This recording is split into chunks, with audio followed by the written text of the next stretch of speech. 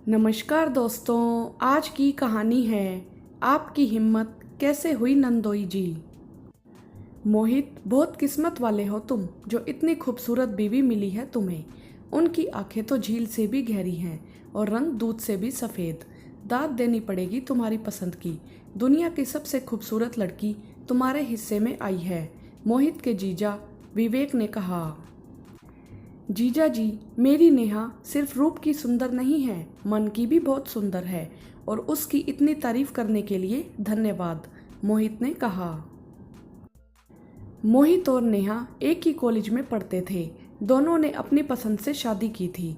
मोहित नेहा से बहुत प्यार करता था और नेहा भी उस पर जान छिड़कती थी। बाकी सब तो बहुत अच्छे थे परिवार में, लेकिन नेहा को अपने नंदोई विवेक जी का व्यवहार बहुत अजीब लगता था। हद से ज़्यादा उसकी तारीफ करना, बेहुदे मजाक करना और अजीब तरह से उसे देखना नेहा को पसंद नहीं था। नेहा ने मोहित से कहा भी था विवेक के अजीब बर्ताव के बारे में, लेकिन मोहित ने यह कहकर टाल दिया कि जीजा जी की तो आदत है मजाक करने की। जब भी विवेक घर आता, नेहा उसके पास जाने से कतराती, लेकिन सासू माँ हर काम के लिए नेहा को ही आगे कर देती। एक बार जब विवेक घर आया तो नेहा ने चाय नाश्ता तैयार करके मोहित के हाथ भिजवा दिया और खुद नहीं गई, क्योंकि जब वह पानी देने गई थी और पैर छूने झुकी थी तो उसके हाथ पकड़कर विवेक ने कहा था, अरे नहीं नेहा, रहने दो, इतने भी बड़े नहीं हैं हम कि हमारे पैर छुओ, हाय हेलो किया करो। जिस तरह से विवेक ने नेहा के दोनों हाथ पकड़े उसे बहुत अजीब लगा। सासू माँ को यह बात खराब लगी कि नेहा खुद चाय नाश्ता लेकर नहीं गई उनके दामाद जी के लिए। उन्होंने नेहा से कहा भी था तो नेहा ने कह दिया कि उसे नहीं पसंद जीजा जी का व्यवहार। सासू माँ ने हंसकर यह कहकर नेहा को चुप करा दिया, नेहा, दामाद जी की तो आदत है हंसी मजाक करने की, और तुम्हारे साथ तो रिश्ता भी हंसी मजाक वाला ही है, और कुछ तुम्हें बुरा लगता है तो जरा नज़रअंदाज कर दिया करो, दामाद हैं वह इस घर के। नेहा भी तमाशा ना बन जाए इसीलिए चुप रही, लेकिन मन ही मन उसे बहुत गुस्सा आ रहा था। सोच रही थी अगर अगली बार उन्होंने कुछ किया तो वह चुप नहीं बैठेगी, मुंह तोड़ जवाब देगी, चाहे किसी को भी बुरा लगे। इस घर के दामाद है तो क्या कुछ भी करेंगे।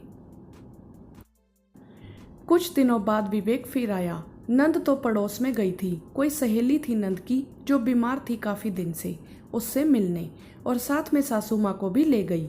मोहित अपने ऑफिस गया हुआ था, केवल ससुर जी थे घर में, उनके पास ही बैठा था विवेक। नेहा दोपहर के खाने की तैयारी में लगी हुई थी। थोड़ी देर बाद विवेक चाय बनाने के लिए बोलने के बहाने से किचन में आया और नेहा के एकदम पास जाकर खड़ा हो गया। बोला, लाइए नेहा जी, हम मदद करते हैं चाय बनाने में। नेहा ने कहा, आप पापा जी के पास जाकर बैठिए, चाय लेकर आती हूँ वहीं। तो विवेक बोला, अरे नेहा जी, पापा जी से बात करके कहाँ इतना अच्छा लगता है जितना आपसे बात करके लगता है। आज मौका मिला है आपसे अकेले में बात करने का तो कर लेने दीजिए, वरना कहाँ मौका मिलता है आपको इतने करीब से देखने का। कहते कहते विवेक ने नेहा का हाथ पकड़कर अपनी तरफ खींचा। विवेक की हरकत नेहा के लिए असहनीय थी। नेहा ने आव देखा ना ताव विवेक के गाल पर खींचकर 2 थप्पड़ जड़ दिए और कहने लगी, आपकी हिम्मत कैसे हुई यह सब करने की।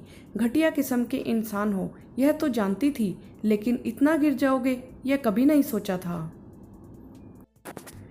इस गलत फहमी में मत रहना कि मैं यह सब किसी को बताऊंगी नहीं। कोई कुछ भी सोचे, कुछ भी कहे, आपकी सच्चाई मैं सबको बताऊंगी, और घर वाले अगर मेरी बात पर विश्वास नहीं करेंगे तो कोई ज़रूरत नहीं है मुझे ऐसे लोगों की। अबला नारी मत समझ लेना मुझे, गलत का विरोध करना आता है मुझे अच्छी तरह से, और आप जैसे लोगों से निपटना भी। अभी इसी वक्त से 10 कदम दूर रहना मुझसे, समझे, वरना 2 थप्पड़ आज अकेले में पड़े हैं, कल सबके सामने पड़ेंगे और कहीं मुंह दिखाने के लायक नहीं रहोगे। इस भ्रम में मत रहना कि इस घर के दामाद हो तो कुछ भी करोगे। विवेक कुछ बोल पाता उससे पहले नेहा के ससुर जी आ गए और बोले, क्या हुआ नेहा बेटा, कुछ आवाज़ हुई थी अभी। नेहा ने कहा, कुछ नहीं पापा जी, एक चूहा था, ज़्यादा उछल रहा था, मैंने उसे उसकी सही जगह दिखा दी। आप लोग हॉल में बैठिए, अभी चाय लेकर आती हूँ। नेहा के ससुर जी विवेक को अपने साथ ले गए। नेहा की नंद बहुत भोली थी, इसीलिए नेहा ने उनसे कुछ नहीं कहा, लेकिन मोहित को सब कुछ बता दिया था। नेहा की नंद के 2 बच्चे थे और विवेक अपनी बीवी बच्चों को बहुत खुश भी रखता था।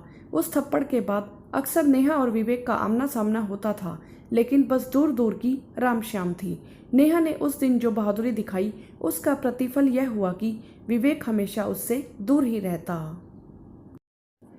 कभी बात करने की कोशिश भी नहीं की। मोहित को सब कुछ पता था, इसीलिए उसने नेहा पर कभी दबाव नहीं बनाया, अपनी बहन के घर जाने के लिए या अपने जीजा जी से बात करने के लिए। हाँ, सासू माँ को बुरा लगता था, लेकिन नेहा उनको नज़रअंदाज कर देती। दोस्तों, अगर विवेक जैसे भेड़िए हमें दिखें अपने आसपास की रिश्तेदारी में, तो उनसे डरने की बजाय उनका डटकर सामना करना चाहिए और उन्हें उनकी असली औकात दिखानी चाहिए। आपके क्या विचार हैं? आप हमें कमेंट करके ज़रूर बताएं। वीडियो को लाइक करें, शेयर करें और चैनल को सब्सक्राइब भी करें। धन्यवाद।